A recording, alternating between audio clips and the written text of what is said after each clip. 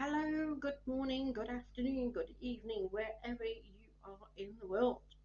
Right, so I told you I'm going to show you how to make crystal elixirs. Okay, now crystal elixir is water that has the energy from crystals within it and that you can drink. Now you'll see in many magazines, many books, they will actually say put the crystal in the water, leave it in the fridge overnight, take the crystal out and drink it. Well, I'm going to tell you that that is often not a safe way of making an elixir, and I'm going to show you a safe way of doing it. Okay, now the reason I'm going to say don't put the crystal in the water, and I've heard many people telling other people put the crystal in the water. I've not just read it, I've heard it as well, and I have to keep telling people unless you know what you're doing, don't do it. Right, now I've got a selection of crystals out to show you, but even if I just pick one at the moment, okay, this is amethyst. Okay, nice piece of amethyst. Now you just take that piece at the moment. Okay, now you think for a minute, that's come out of a mine, it's come out of the earth. This is a piece of rough amethyst. So somewhere in the world this has been taken from the earth by a person who has then popped it into maybe a big bucket to be taken out, where somebody else has cleaned the earth from it. Someone else has then taken it into the factory, someone else has then posted it, someone else then ships it to another supplier, someone else then goes and buys it from that supplier. So you've got all of these people who've handled that piece of crystal before it's ended up on my table, before it's ended up in my possession, the same as all the crystals that you may have yourself. Okay, now amethyst is quite a safe crystal, but with all of those people who've handled it, especially if you think about all the stuff that's been going on in the last 2 years, you don't know who's handled that crystal, right? So somebody's telling you to pop it into water and then drink the water. That's not very safe, is it? Okay, now I'm not going to tell you to clean your crystals with polish or fairy liquid or anything like that, because you could actually damage them. Okay, those are chemicals, those are um, abrasive substances that could damage your crystals, so don't use them. Okay, and also then you've got crystals that can't go in water, such as your selenite. Now I've said this in other videos that I've done with the crystals. Selenite is very soft. It actually dissolves. It will dissolve if you put it in water. Alright, so don't put selenite in water and drink the water. It can also leave little shards, so some of it will dissolve, some of it will be in little shards like glass. So just imagine if you're drinking that, it's not very safe. And another one, just to show you two, another soft one which can't go in water is opalite. Okay, it's another one that you can't put in water. And in fact, there's quite a lot. Now, the general rule of thumb is that if a crystal is softer than 5, or 5 or softer than 5, 1 to 5 basically on the Mohs hard scale, then you don't put it in water. There are exceptions, right? Shungite, for instance, is an exception. Shungite is used to cleanse water. That's a different stone. I'll cover that in another video. Okay, that is a different stone. But what I'm going to show you anyway is how to make a crystal elixir using any stone, including something that contains a toxic compound, okay, which a lot of crystals contain heavy metals. Aluminium is very common in a lot of crystals. That's linked to Alzheimer's and dementia, which again, you don't want to be drinking that, right? But some crystals contain other things. All right, this is fuchsite. It contains chromium. I don't know if you can see the colour of that.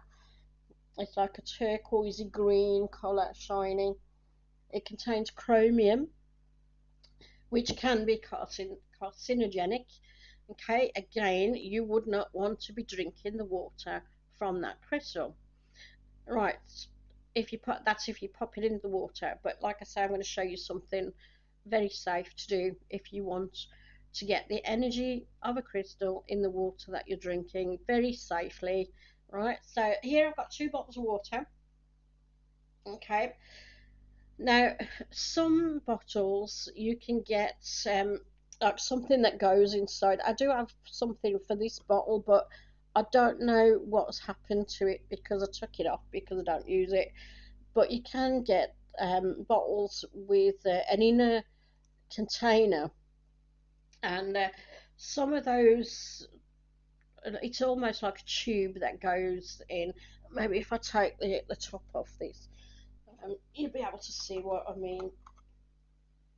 Okay, so if you look there inside, you've got another screw there, and it's like a tube that goes in there, and then the tube itself goes on there and is in the water. Now, in many cases, in many of those bottles that you buy in the shops, that inner tube has holes in it, and they are meant for fruit like lemons and lime and stuff like that. So you can actually put fruit in the water, which is obviously quite safe to have. It's not meant for crystals because it would actually be putting your crystals in the water. The water can get in that tube. You can buy other bottles where the tube is completely sealed and the water does not get in the tube, which is actually safe to put your crystals inside then, because you're not actually putting the crystals in the water, because the tube is completely sealed, and that is actually quite safe. So look for those if you want to keep the crystals near the water itself. But otherwise, let me show you a couple of ways. So here I've got some more amethyst. Let me just put those over there. Right. So first of all, you can put your amethyst around your bottle. Now you can do this with any crystal, okay? I'm just showing you here. I've got some different amethyst pieces, and you can just put them around like that, like so. You put one on the top if you want. Okay, I'll just show you that. You can put one on the top, put them around, and all you need to do is just leave it like that overnight.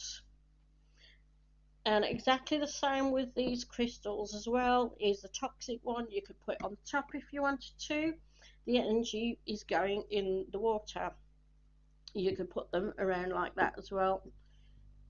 Okay, so again, you can use just the one crystal. You could use a couple of them together, and you leave them overnight. I mean, these three I wouldn't necessarily use together. I'm just showing you those are crystals that you wouldn't put in the water anyway because they're too soft, and that one contains a toxic substance. But that's how you would make a crystal elixir using any crystal very safely. Most people leave them overnight. You can leave them just for a few hours. A really nice one to do is rose quartz, because rose quartz is the stone of universal love, and it makes the water really nice and soft. But try different ones, and as I say, that is the safest method to do it. And yeah, any crystal you can use, so even the most toxic crystals you can do that with. You can just put them either around the bottom or put them on the top, or both, and very safely. Okay, leave it for a few hours, get the energy into the water, and it's a really nice way of having that crystal water to drink. Okay, so leave your comments down below. Let me know if there's any other method you use which is safe and not potentially hazardous. So as you can see, you're not getting, anybody who's handled these crystals, you're not getting all the bacteria off their hand in the water either, even if the crystals like amethyst are quite safe, full of bacteria possibly. Okay, so yeah, click subscribe if you want to see some more videos. I will do some more, and also click like. Let me know what you think as well, and let me know if you do make crystal elixirs and what your favourite one is as well. Okay, thank you, and I'll catch you next time. Take care. Bye bye.